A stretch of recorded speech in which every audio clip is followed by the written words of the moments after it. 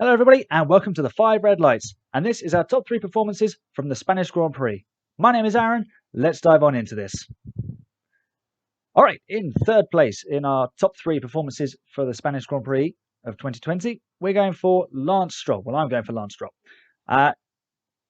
Pretty much just because of his start. It was a really, really good start, which gave him a good platform to execute a very good race. Brilliant, brave start. Got himself from the outside line into turn one. Actually, ended up on the inside and was kind of sandwiching Bottas into turn one, and that's how he got his way through because Bottas couldn't brake late because Verstappen was coming around the outside. So Stroll took a bit of a risk, a bit of a gamble. It paid off. Where there's risk, there is reward, and Lance got his reward. He is generally a strong starter. Even when his Williams days, he was a good starter, off the line well, and feisty on the opening laps, making up places. But he's just been generally starting lower down the order. He's not had a car that's been able to stay there. So he's got in front, and then the pace just hasn't kept him there.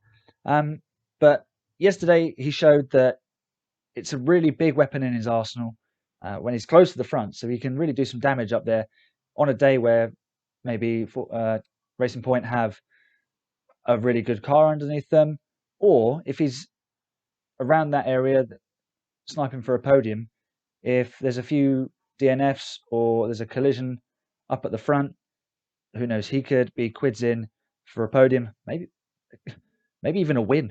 Could you imagine Stroll winning a race? It would be absolutely incredible. But it set him up for a really, really solid race, which he made the most of. He was on a 2-stop while Sergio was on a 1-stop, and he was catching him.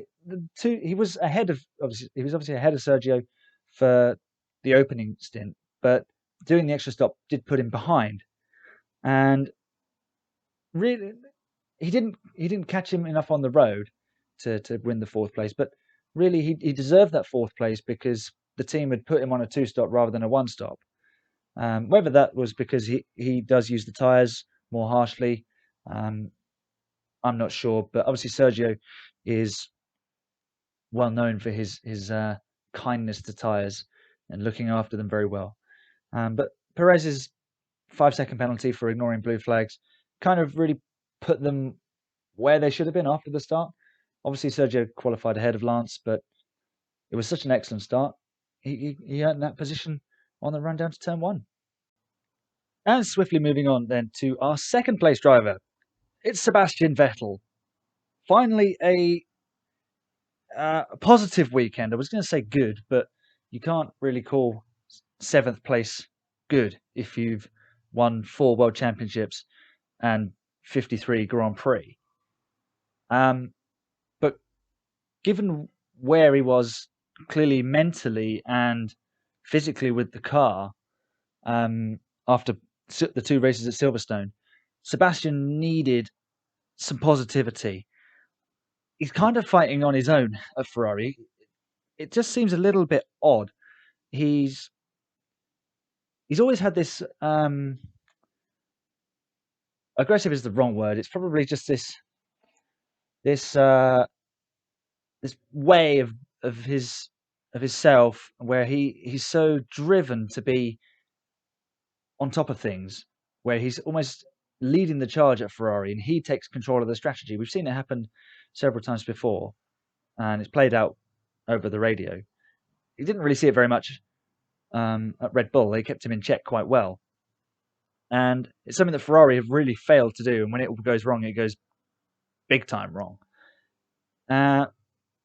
Yesterday, it was a strange one because he was asking for an update on his pace and what he needed to do with regards to the strategy. And all they said back was understood, which kind of meant nothing. It was like, well, we acknowledge your question, but we're not going to give you an answer. And then they said, oh, can you go to the end?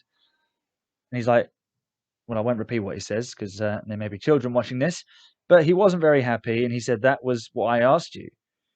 So the communication is simply just not there. And for him to have gone from 11th and be running in 5th with several laps to go was a pretty good effort from him, given the confusion that came over the radio. He got promoted to place because of Leclerc having a spin, but I think he'd earned that luck, to be honest. And his pace was good. He kept it all together. He didn't lose too much time battling those behind him. He knew that they were going to overtake him, so he made it as hard as possible, but knew that bringing the car home and scoring some points was better than fighting for fifth and ending up in the gravel scoring 0 points or having to pit stop again. It could have been a better result had he two-stopped, had the Ferrari communication been better, because he could have really pushed on those soft tyres and then come in again, maybe for the mediums, because we saw the mediums work quite well for Lewis Hamilton on his last stint, because Bottas suffered with the softs. But overall, a positive result for Sebastian, and he did a really, really good job.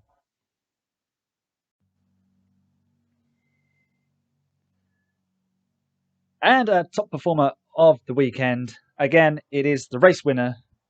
It's Lewis Hamilton this week. A crushing display after claiming pole position. He wasn't happy with his pole position. It wasn't the usual caliber that we've come to expect from him. But he got a good lap in on the first Q3 runs. And sometimes that is enough, because if you're Lewis Hamilton, your good lap is usually pretty special compared to most drivers. So a driver like Bottas, even in the same equipment, still has to really turn it on, and Bottas missed his chance. Couldn't carry as much speed through turn 12 in the final sector, and missed out by less than a tenth. I think it was about a quarter of a tenth in the end. Sunday came, and I'm sure he'd have been sweating about the run down to turn 1 from pole position, some 612 meters or something. But he made a good start, which was part 1 done, covered the inside. Bottas didn't make such a good start, so Hamilton was able to not really find a need to cover off Bottas, and he could take a nice line into turn 1.